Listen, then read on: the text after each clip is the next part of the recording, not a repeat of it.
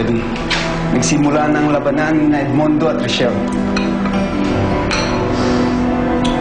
Anong gagawin natin? Kailangan siguro pagsabihan mo si Richelle at yung kapatid niyang si Gina. Walang sasantoy ng mga kwatro. Eh, kagagaling nga lang niya ka na Rachel eh.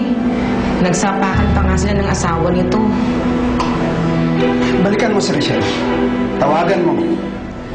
Eh kung ikaw nga, nalaman mo kung saan siya nakatira. Yung mga kwarto pa kaya? Bakit? Eh lang naman ang makakaalam nito ah. Masyado mong minamalit ang kakayahan ng mga kwarto. Kung gusto nilang malaman kung saan kayo nakatira, malalaman nila kung... Eh yun naman pala eh. Bakit pa tayo lilipat ang tirahan kung makahanap rin nila tayo? Sisimula na ng pagkamatigas ng ulo ito.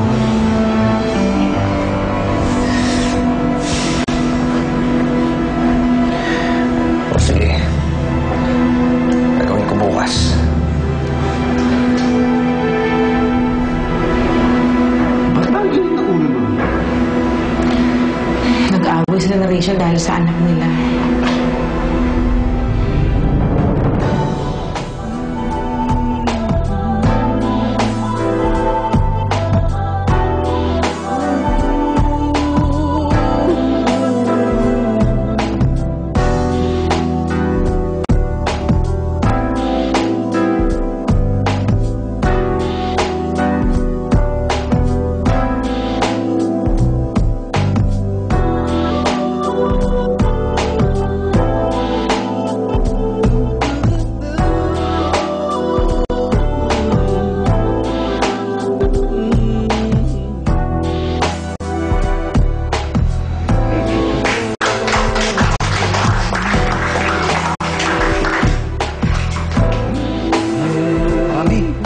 Nasaan ba si Joanna?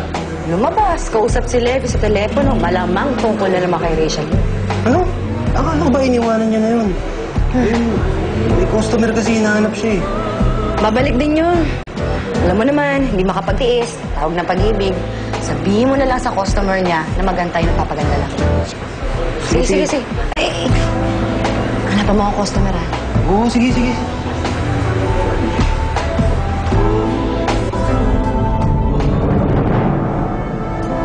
Salamat.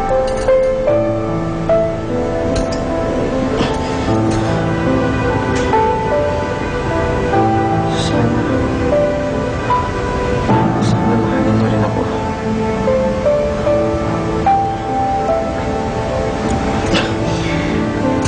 Bigyan mo lang ako ng panahon.